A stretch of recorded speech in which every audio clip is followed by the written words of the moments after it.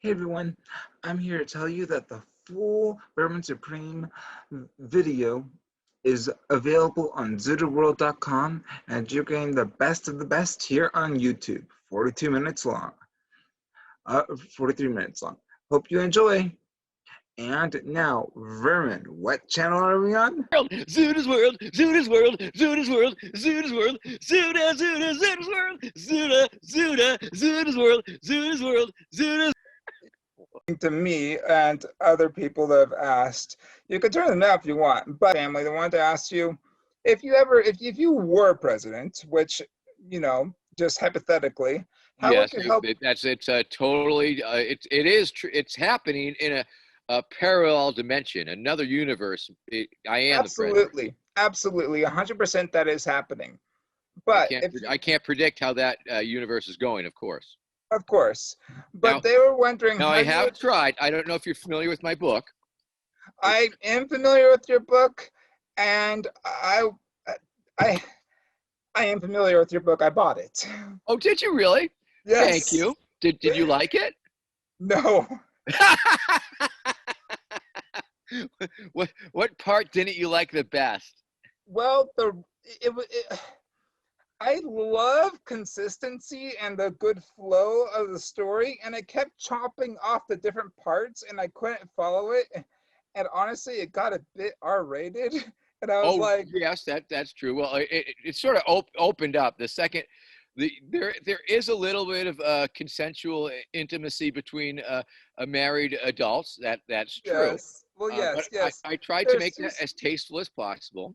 And yes, I do know what you mean. And I did try and, because when I wrote it, it wasn't quite so chopped up. But then when I looked at it, I did have several different story threads, the past, the present, the future.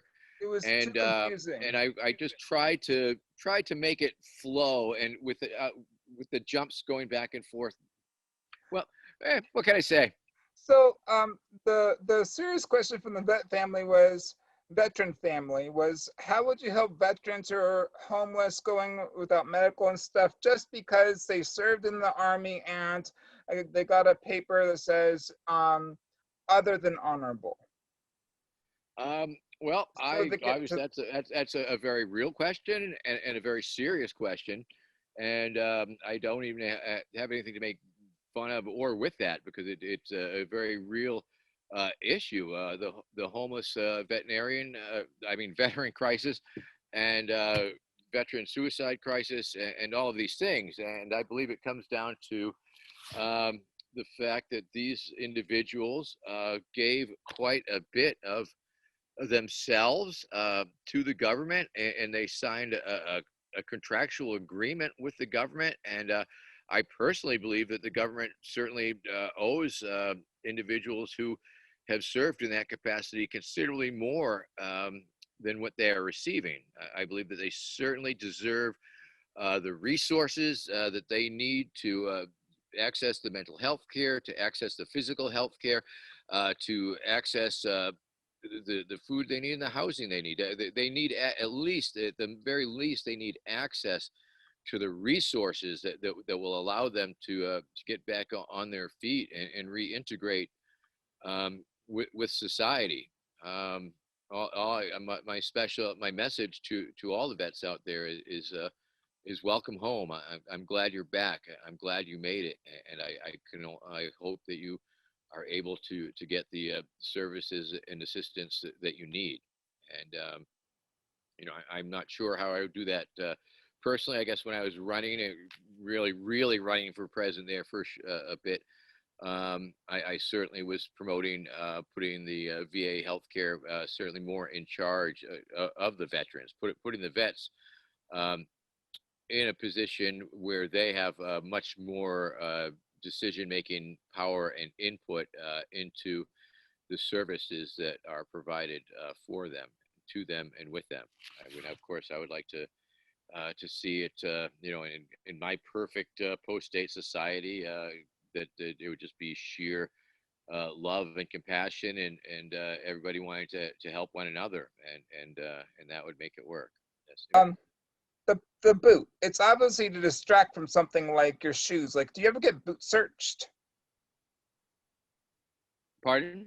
You know, people get searched like everything when you go in Oh, places. Have you ever yes. been? You know, the boot is very interesting. I mean, obviously, it's a magic boot. It's allowed me to uh, amplify my free speech voice exponentially. It's allowed me to communicate with millions of people around the planet and interact with the media from across the flat globe, the flat Earth rather. And so and it's a signifier. It is a signifier. It does signify to the people that I'm approaching that what they might be about to receive is not necessarily not really linear necessarily. Um, and it's also something like if you take my picture in any situation, any crowd, any group of people, any setting, and you show it that picture to a kid, and you say, "Hey, kid, what's wrong with this picture?" They're going to say, "That guy has a boot on his head." And so, you know, that's what I like about it. The fact that it's just so not normal that it's simple, it's elegant, and it's obviously very effective. I mean, you just That's simply the want to, first thing that the real Rosie noticed. That a long time ago showed you a picture of you, and she says he has a boot on his head. exactly, exactly.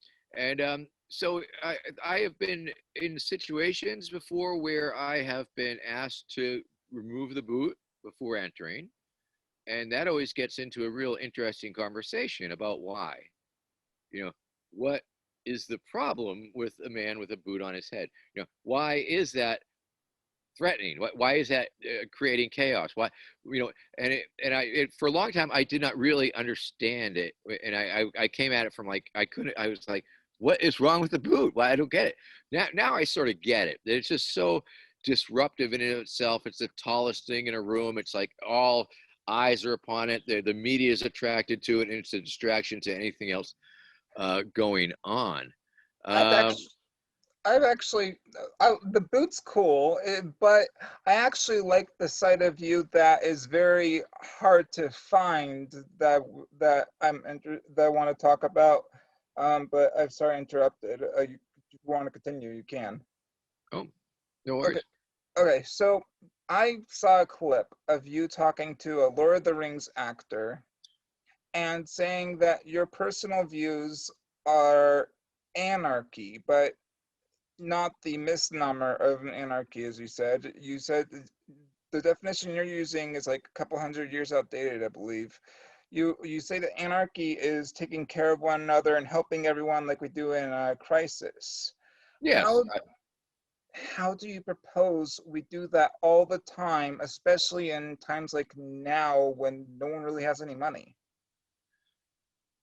well, I believe that mutual aid has really been the guiding principle of my understanding of how things could be.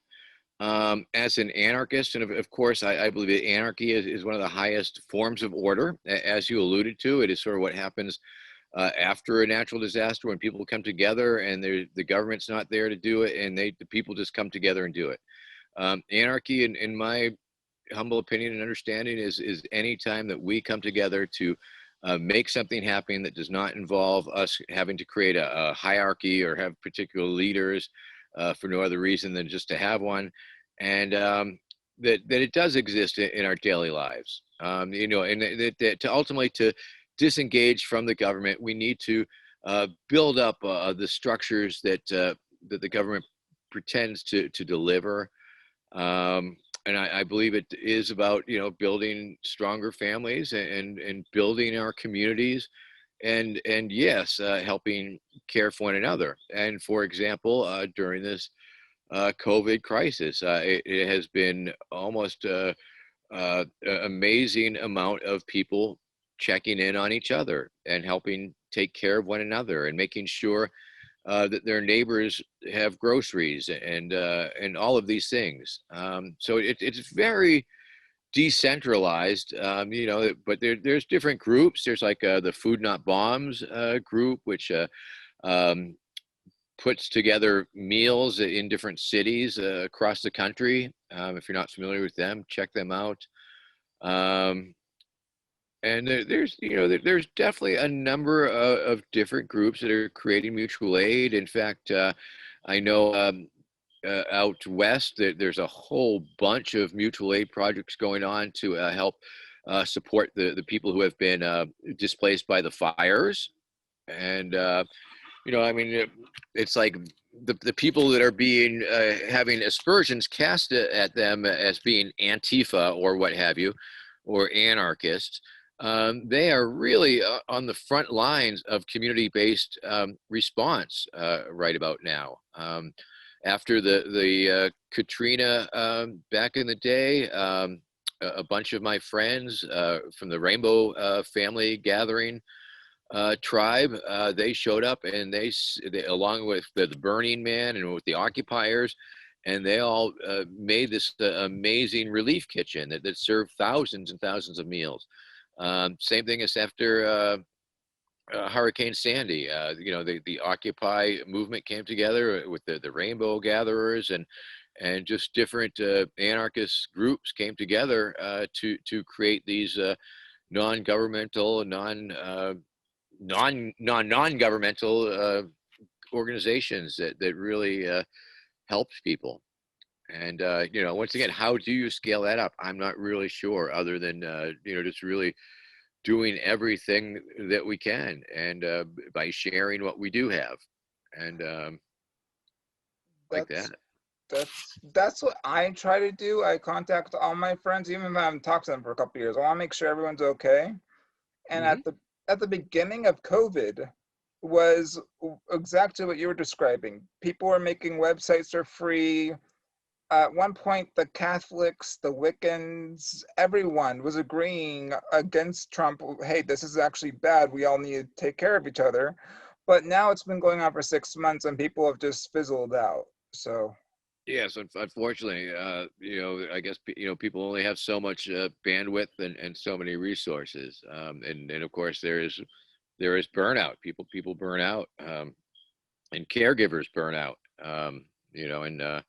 So you always have to be aware of that, especially, and activists burn out, and so you really do have to have enough self-awareness to know just how much you can put in to it without helping care for yourself. So the question from my mom was, hypothetically, if there was a Vermin Supreme presidency, and say you were president now. She should read my book.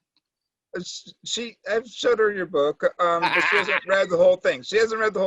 Okay. As a hypothetical, your book doesn't cover this. So. All right. Okay. Very good. Maybe I'll put it in the sequel. Okay. Hypothetically, if COVID-19 happened now, would you bury your head in the sand like Donald Trump is doing? Or would you face the facts and inform the people? And to get everything taken care of, fast track vaccines, get everything going, healthcare, everything that's needed. That's a very good question. And the reason I like that question very much is because I have an answer, and because it's an answer I've been giving for a year now, so it's really good. So it's like, if I am elected, if I am the president of America, the first thing I will do is outlaw COVID-19. I'm going to make it against the law, and if you are in possession of COVID-19, you will be breaking law, and you will be dealt with harshly. Number two, I will create COVID-19 free zones. We will not allow COVID-19 to exist in certain spaces because it works so good, like keeping drugs and guns out. So that's going to work. Okay. Number 3, and kill baby COVID-19. That's right. And now for the important part of my COVID response plan is, of course, I am going to build a wall around America, a microscopic wall, a microscopic antimicrobial, antiviral wall around America. You won't be able to see it, but it will keep COVID out.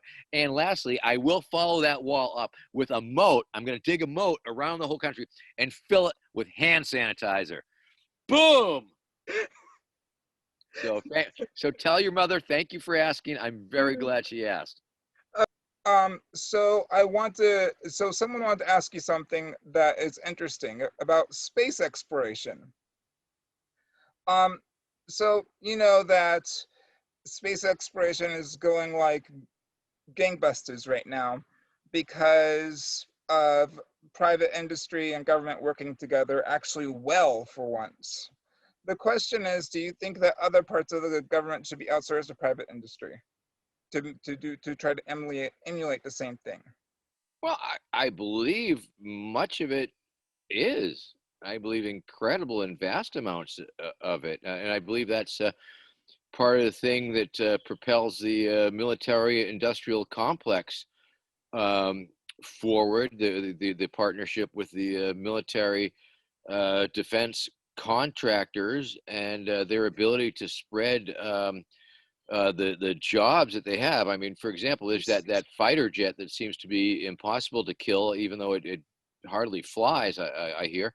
And yet, because they've managed to spread the manufacture of that very highly complex machine to almost every congressional district, much like the drones. You know, in a little town I live in, there's a machine shop that has a contract, and so that, you know, and once again, that is a little bit of the problem with government, I think, is, you know, it's the senators going in there, the Congress, and their job is to bring home the bacon, bring home the fat, get the contracts for their citizens. And so, you know, where do they get these tax-funded projects for the military? You know, and then they spread them all out. So it's very hard to stop them in a way.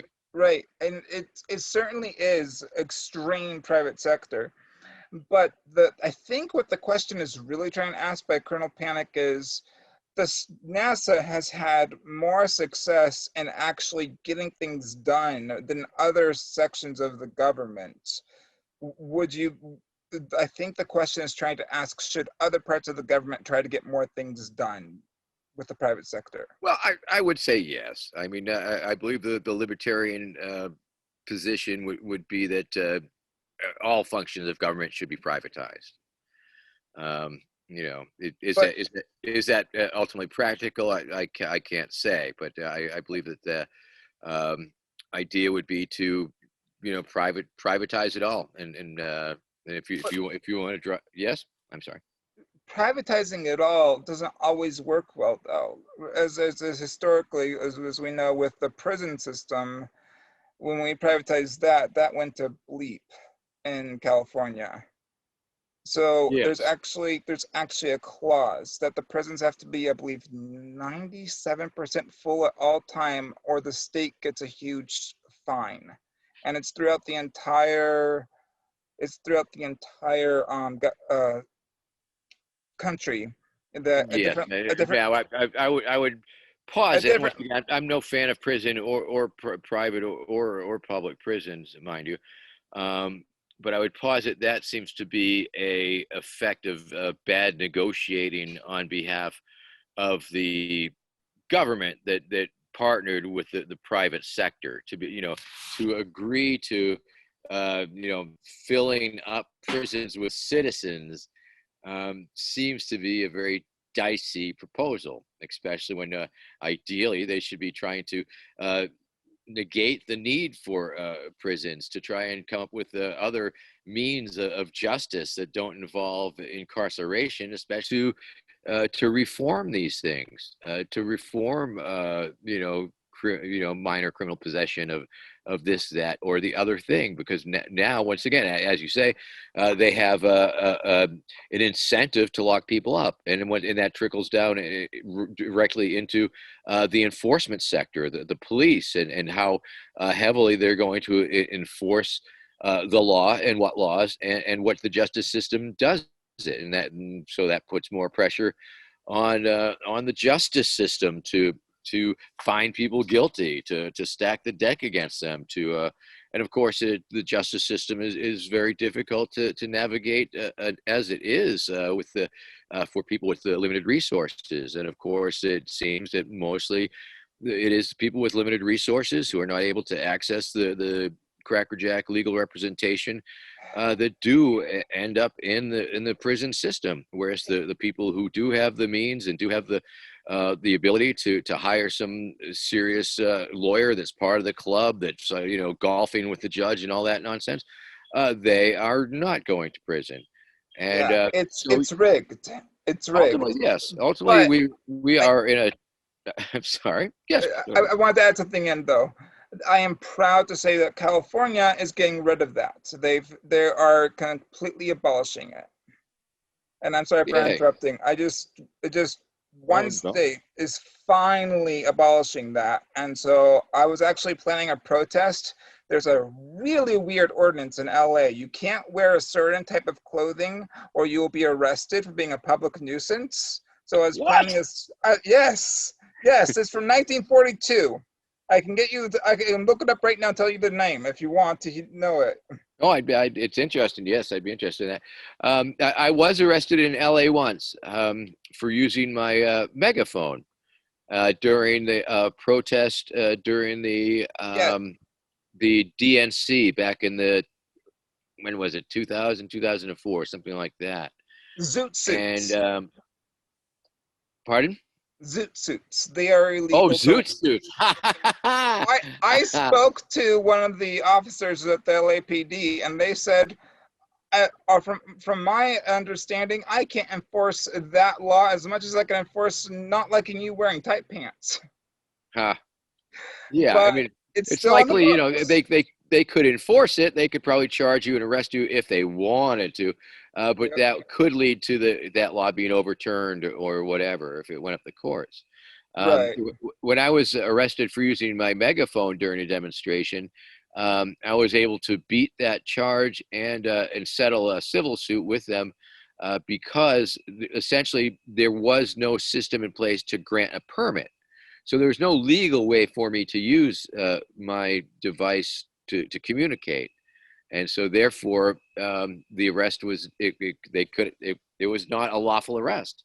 They couldn't Right. arrest me for using it without a permit because there was no way to get a permit. Right. Uh, But I okay. How about would you? This is from me. Would you stop pretending that borders are invisible, are visible, and just get rid of them? yeah, as an anarchist, I believe that borders are artificial constructs. Yes, I agree with that assessment. Okay, when people hear the word libertarian, they associate that to greed because they say libertarians don't want to pay taxes. What do you want people to think of? I want them to think of responsibility for self and others. I want them to know that the Libertarian Party is a party comprised of anarchists and minarchists dedicated to dismantling the state. Um, Liberty is about you owning the fruits of your labor, you being responsible for yourself and your family, and like that. I don't believe, once again, there's a lot of negative stereotypes about libertarians, and I had to overcome many of them before I felt comfortable working and then finally identifying as a libertarian. I mean, it is not a right-leaning monolith by any stretch. It has an internal left and right dynamic. There is even a libertarian socialist caucus. Just that little bit of knowledge, like it blows people's minds. It's like boom. It's really, it makes no sense, and it definitely never made a lot of sense to a lot of the people in the party either. But nonetheless, it is a part, and there are alternative libertarian theories, and there's different libertarian philosophies that different parts of the party represent. It's a party that's made up of different caucuses and with different affinities for different things. There's the Waffle House caucus. There's a Mises caucus. There's a Socialist caucus. There's I have the Liberty Pony caucus. So there's like a lot of different, and a lot of them overlap. Um, so yes, I would have to agree that there's some terrible people out there who claim to be libertarians. Alex That Jones is to be one of true. them. Alex Jones. Alex Jones is one of them in my book. Oh, I suppose. I don't even think of him as a libertarian. Well, he claims to be one, so I But just yeah, want to I put mean, that there are a he's lot of not a people. libertarian in my book. He does not represent any of our values. But Yeah, I mean, yeah, because it seems like the Libertarian Party itself is it's a section of this bigger spectrum of libertarianism or people who consider themselves libertarian, and But the Libertarian Party itself, it seems to comprise its very own segment. And then there's some people who are like way further out this way and maybe further out that way. Okay. And I guess the Libertarian Party, for what it is a little bit of the center, so the middle ground. And even, but like I say, even within that small spectrum, there are some disagreements, or I don't know if it's disagreements, but they don't necessarily share the same vision. And I think we all are looking for like this post-state society and what it might look like, and how would a world look like without a government. And it's it is purely hypothetical, and it's utopian and it's visionary, but I think it's a worthwhile exercise. And the thing that I believe, in this past year or so of actually campaigning in the Libertarian Party and meeting a lot of the libertarians from around the country who are active in the party, is that many of them can accept that in a post-state society, yeah, sure, that they don't really care if you want to have some sort of communist commune-based workers-based collective thing over there. They don't really care. They'll trade with you. They just believe that their capitalist system is so awesome without the government interference, that it will be the envy of all the various micro communes or whatever the hell's going on in a post-state imaginary world. Have you ever heard of Slab City? Yes, I've been to Slab City, and it's a little rough around the edges. It's a little rough in the middle, even. Would you call that libertarian ideals? I'm not really sure. I don't know if they have a real economic base. I know that they have some leaders, and if the leaders don't like what you do, according to someone who's friends with the leaders, allegedly, they will burn down your house. Yeah, like I say, a little rough around the edges.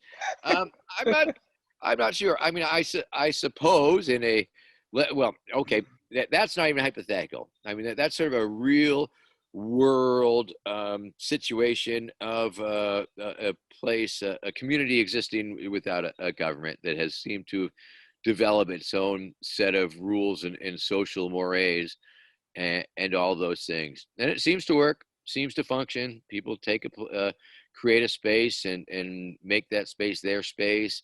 And I assume that ultimately places work better without conflict. They're nicer without conflict. Their rule is don't be a jerk. Yeah, I mean, all we can say is that it certainly exists. Now, is it libertarian in nature? I mean, does it have a capitalist infrastructure? I can't say for sure. I'm sure I've heard of how their economy works. It's barter. Yeah. And they don't have irrigated water. They have running water from, looks like some pipe. Yeah. And they have solar panels, and they even have farm animals out there. I don't know how. I've been there a couple times. It's a pretty neat place. It's also a weird and mildly scary place. It's one of intrigue. So I would say it probably falls well within the definition of some sort of anarchist model, maybe. What is more? Are you familiar with the rainbow gatherings? Not entirely, no. Okay. Are we referring to the LGBT community or something else? I am not. I'm referring to the hippie gatherings in the woods. It is the Rainbow Family of Living, Love, and Light Gathering of the Tribes. They've been occurring every year in a national forest for the past 48 years, I believe. Oh, wow. And I've been attending them for about 30 years, me and my wife. And to get an idea of what it looks like, imagine, if you will, 4,000 people in a giant meadow, in a national forest out in the middle of nowhere, sitting in concentric circles. Everybody has a cup, everybody has a bowl, everybody has a spoon. They're waiting for dinner. All of a sudden, out of the tree line comes all sorts of people carrying 5-gallon buckets, because up in the tree, up in the woods, There's up to 100 different kitchens, and they've been cooking food all day for these people. And so the buckets of food converge upon, and the people start getting served. Town criers go around and start giving information about health and safety and parking, and where the good drum jams are that night, and where the talent shows are, and where the comedy shows are, and other people go around saying, making mentions that we need help here, we need help there, and then there's a musicians going around, and there's a magic hat, and they do a little magic hat parade. And because the Rainbow Gathering is a non-commercial event, because it occurs it's a first constitutionally protected event, that people can't spend money there. They can't buy anything. So what they do with it, they throw it in the magic hat. And so the magic hat goes around, everybody throws their money in it. It's a spiritual money laundering, goes to the middle of the circle. The banking council counts the money, and then they make an announcement about how much money was raised. And anybody can be on the banking council. Anybody can be on any council. And so the next morning, the kitchen council has representatives from all the kitchens. They come, they decide, they talk about any issues that they might have going on, what they might need. They come up with their shopping list, they put all that together, and they interface with the supply council. The supply council gets the money from the banking council, they go to town, they come back, and they do it again. And it just goes over and over every day for several weeks. There's an amazing infrastructure. There is miles of PVC, or rather plastic, black plastic hose that they tap springs, so a lot of the kitchens have fresh water. All the different camps are different. Everybody has different theme camps, either from geographical regions, sort of like a low rent free Burning Man in a way. And it's just anything that gets done there. I mean, there's so much that needs to be done. Firewood needs to be collected. Firewood needs to be chopped. Fires need to be tended. Water needs to be drawn. Water needs to be carried. Water needs to be filtered. Vegetables need to be chopped. Vegetables need to be carried. Food needs to be delivered. The kitchens have to be built. And so all these things happen because there's a need for these things to happen. People come together, they see the need, and they make the thing happen. And that, for me, is anarchy. That is an anarchistic organization. Now, people may exert leadership. Now, somebody may say, hey, I know how to do that. Here, let me explain to you. Let me show you how we can do that. Now, that person is a leader because they have a certain specific knowledge set that other people can learn from. Now, once their education, once their information has been imparted, when they don't have to be a leader anymore. They have led, and ideally, one of the things that I love about the Rainbow Gatherings is, you immediately, as soon as you have a task, you start to find your replacement, and you start to train that person up. And it's where I learned a lot of things. It's where I really learned a lot of my clowning capabilities. It's where I learned to see how far I could go with being funny. We have the talent shows. I would do the master of ceremonies things, gong shows, and I would do little clown shows, little funny things all around the camp. After a couple of years of that, I realized that one of the functions that we provide for ourselves includes security. We have to do security for ourselves. And so I started to work with the security, and I started to bring my humor and clowning into security. And essentially it's glorified camp counseling mainly, but a lot of times there's crisis intervention. And you have to deal with a lot of crazy and sometimes bad stuff that happens. And we try and do it in a fashion that offers the victim or the wronged person the opportunity to try and work it out with the aggressor. And we offer counsels and mediation and restorative justice and all of these things. And we also like a lot of, there's a oppositional nature with the authorities, of course, because many times the government decided we needed permits to gather. We said we have the U.S. Constitution. That's the only permit we need. And so they would spend up to $1 million a year on the incident command team and bring in these huge law enforcement officer cluster mucks to provoke and create incidents and search people and jack them up and make it very difficult to express our First Amendment. I'd have fun, make fun of the cops, have fun with the cops, and propagandize the cops and try and make them understand what they were experiencing, contextualizing what was going on, so they didn't feel threatened and likely to use violence and stuff like that. And that's where I picked up a lot of the chops doing that I was able to bring out into the protest world, and do a lot of, and feel comfortable communicating with the cops and with the protesters, and trying to change the reality of like of the dynamics when things get tense, and using humor and telling jokes to diffuse the tension, and providing health and safety information to the demonstrators, and let them know that yes, we do have an exit there. You're not kettled. Don't feel tense. You can leave if you want to, or if you have asthma, maybe you shouldn't be here. Maybe you should go far away because they could start tear gassing, or if you have contacts, think about removing them because the pepper spray will mess that up, and just keep letting people know, walk, don't run, and just trying to avoid crowd panic. And then I'll tell the cops a lot of things from different riot control manuals about things that I expect of them. I want to see professional behavior. I know it's asking a lot, but I do it anyway. I'm sorry. Next question, please. Okay, yeah, thank you. I was trying to be polite. So there's only 2 questions left, and then we're good to go. I just want to say one thing isn't a question; it's a statement. I'm think that the things you've done to de-escalate things at protests is really great, and I commend you for that.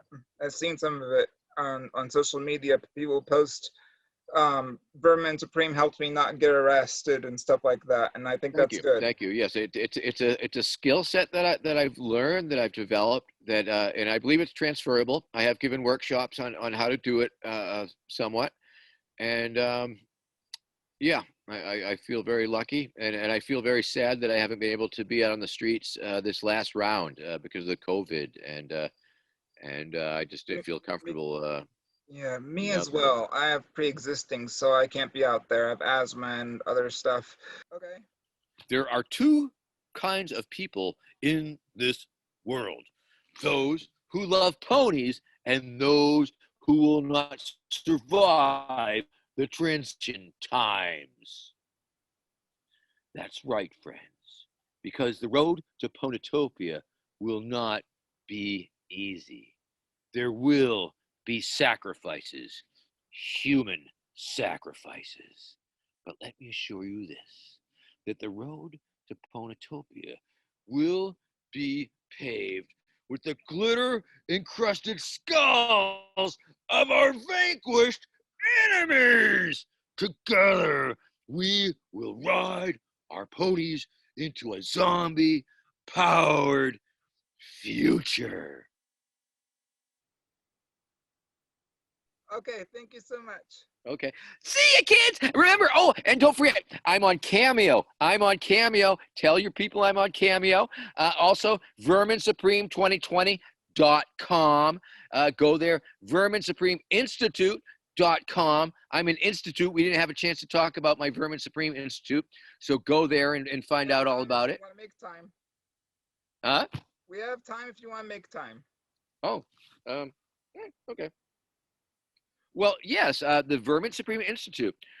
What happened was we decided to add the word institute to my name and make it sound like totally legitimate. And it actually is. We're a real organization.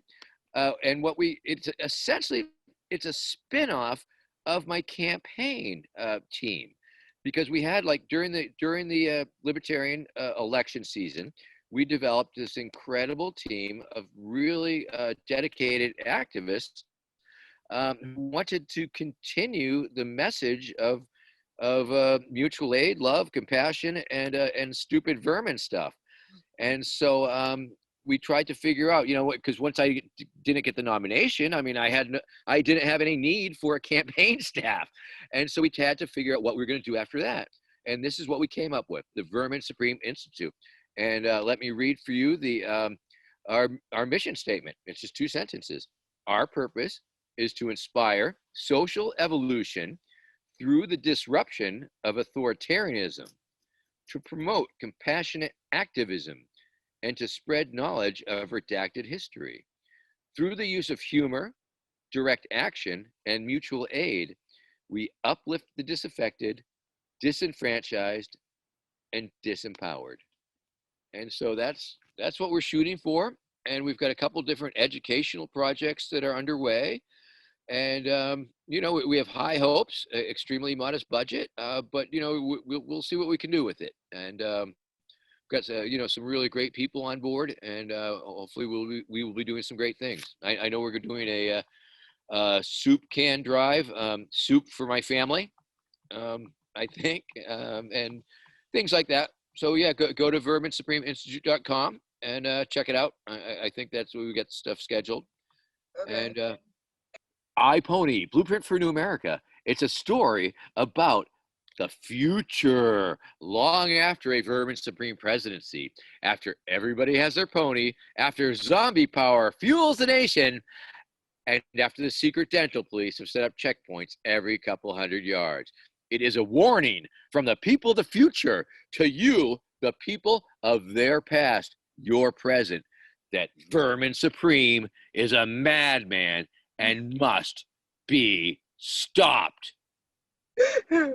All right. Thank you. That's available at iponybook.com. But I had to get it out there because I felt it was a very important story that the nation must be made aware. Okay. Okay. All right. Have a lovely night. All right. You too. You too. It was wonderful to meet you. Take care. All right. Bye. Okay. Bye! Bye, Zuda's world! Zuda, Zuda, Zuda! Zuda's world! Zuda's world! Zuda's world!